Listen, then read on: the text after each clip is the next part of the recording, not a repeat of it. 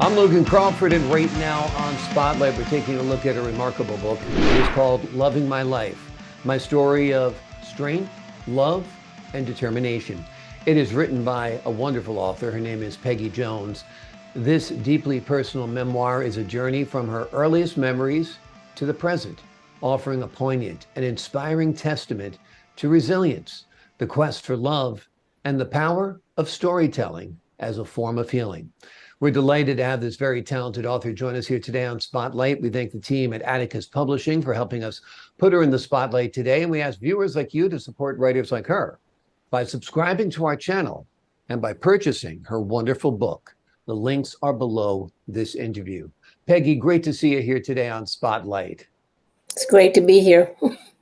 What made you decide to write a memoir, and has writing it been kind of therapeutic for you? Yes, it really was very therapeutic because there was times because I had to live it all over again as I was writing. So there was times where tears would be just running down my cheeks and stuff, but I would still be typing. So yes, it was very therapeutic. And the reason I wanted to write the book was like when I was in the fifth grade, I had classmates that kept telling me, she's not your mother. And I'm like, what do you mean that's not my mother? She's not your mother because we heard our parents talking about it. And they said, that's not your mother. You don't have to do anything she tell you to do, whatever. So I took it as long as I could. So finally one day I went home and I said, are you my mother or my mom? And she said, come here. She put her arms around me. She said, I didn't intend for you to find out this way, but no, I'm not your biological mother. That's when it started. Because after that, I had all kind of questions in my mind. Why? Why would my mother give me away? Why didn't she love me? Why didn't she want me? And then when I found out that she had other kids right after me, that really hurt because I said, she gave me away, but she kept them, so it was kind of a hurting thing, Hmm. Kind and of it feels like bothered you me. probably felt rejected, that she didn't want you, she wanted them. I mean, that's not true, but in a child's mind, that's what you make of it. And that's what Yeah, made it so difficult for you. right. Yeah. And as I grew older, I started finding out more and more things. And then my mother that raised me, she made sure that I met my mother. So we met. It didn't really do anything for me. All I knew, this the lady that birthed me. Mm. So I went to stay with her for a couple of weeks, and it just didn't feel right. But anyway, I wanted to write the book because I felt like it was a story that I needed to tell because of the things that happened to me during my growing up years and how I had to deal with it. There was a lot of times when I didn't feel wanted. I didn't feel that nobody loved me. I Mm. used to ask God, why me? And I even asked my biological mother one time in a letter, why didn't you just abort me? Why did you just have to give me away to someone, a Mm. stranger? So it was kind of deep. Um, Yeah. a lot of hurts. Yeah. But she loved you enough to give you away and not to Yeah, abort you. I mean, if she wasn't able to watch you or care for you herself, you understand now as an adult that that was an act of love and an act of sacrifice on her part, yeah, yeah. although that's not something a child easily understands. What was your relationship like with your mother who raised you? Oh, she was my mother Yeah, because she took me when I was 5 weeks old. right. So 5 weeks old, that's a new baby. Hmm. So she took me then and she brought me up and she was a very Christian lady, and made me believe in God and all this stuff. And we went to church a lot and all this. And she loved me. She would give her life for me. Mm.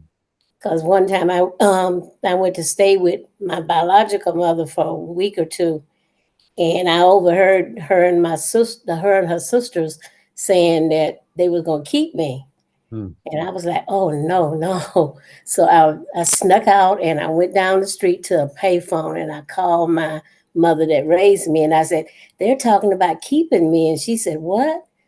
The next morning, there was a knock on the door, and it was my mother, and she never left North Carolina. She had never traveled or anything, but she got on the bus, a Greyhound bus, and she came to Cincinnati, and she told, I came to get my baby. Hmm. Yeah. And we left. And thank goodness, because that was the mother who loved you and raised you and cared about you. I mean, I'm sure your biological mother learned to love you as well and grew in love with you as well and missed you. But, you know, it sounds like fair is fair. She's the one who raised you from the time you were 5 weeks, right? Yeah, yeah. Yeah. Were you ever able to get a good relationship going with your biological mother? Yes, we had got to the point where we would call each other.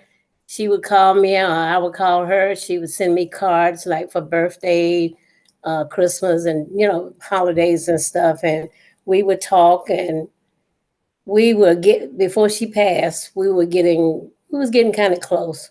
Hmm. Yeah. That's good. Why did you decide to share your story and write this book?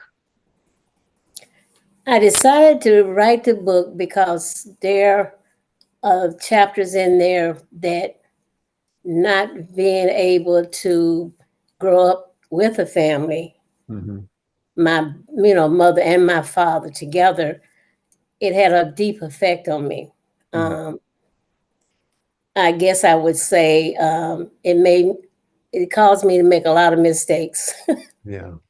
because I never was around my father, and fathers have the way of teaching their daughters or showing their daughters what a man is supposed to be like. Right. And I made a lot of wrong choices because I had no one to compare Yeah. with my father Yeah. because he was never there. You know, Right.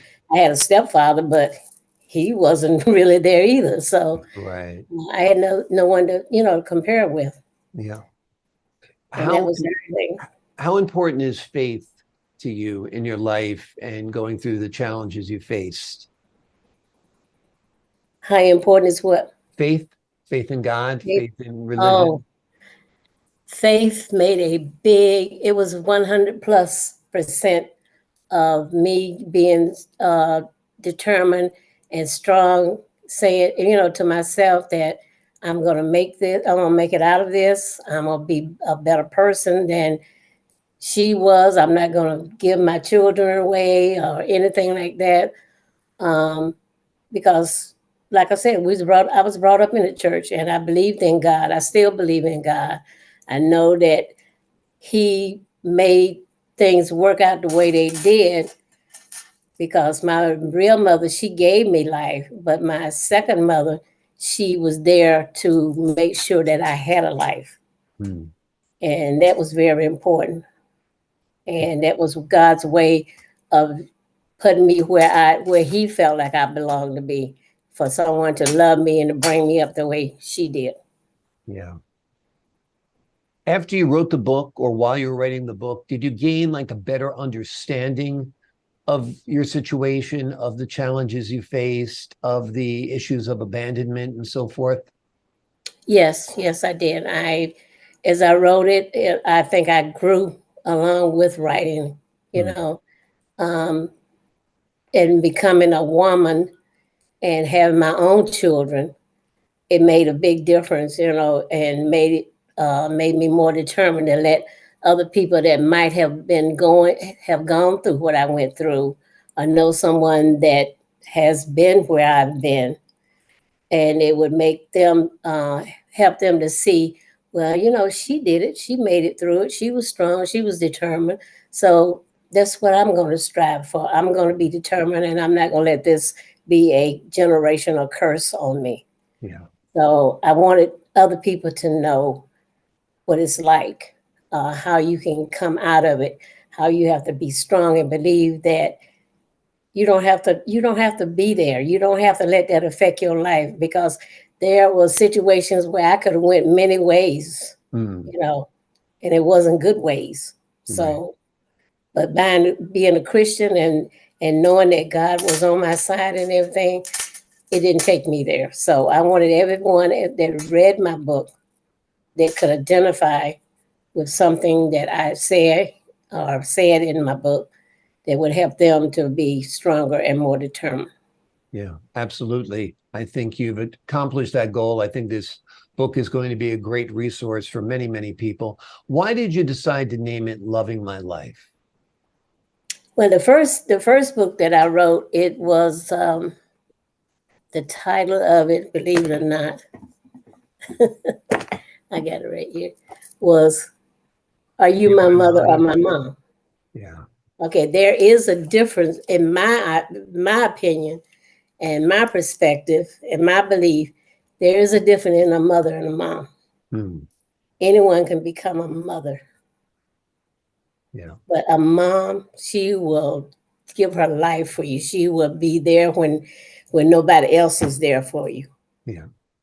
So that was my explanation for this. So that's why I named it Are You My Mother or My Mom? Yeah.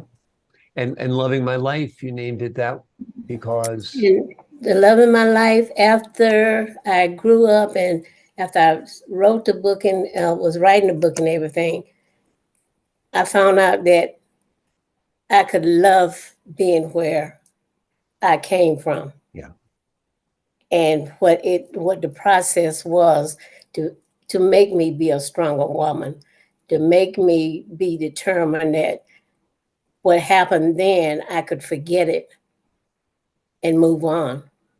yeah, And hopefully whoever reads my book can say the same thing, that they can do that also. absolutely. The name of the book is Loving My Life Yes. by Peggie Jones. It's an amazing story. It's her true story. It's a story of her life that you found out as a little girl that the woman raising her wasn't actually her mother, but the woman raising her actually was her mom, somebody who Yeah. cared about her deeply, loved her deeply, would give her life for her. And she was able to get a relationship going with her own biological mother as well. But there was a lot of pain, there was some suffering, there was abandonment issues. There was a lot of what you could expect when a child finds out that the woman she thinks is her mother is not. But Peggie got through it all and she's triumphed. And now she's sharing her story with you. It's a remarkable book. It's a wonderful read. It's highly recommended. Peggie, thank you so much for joining us here today on Spotlight. Oh, thank you for having me. My pleasure.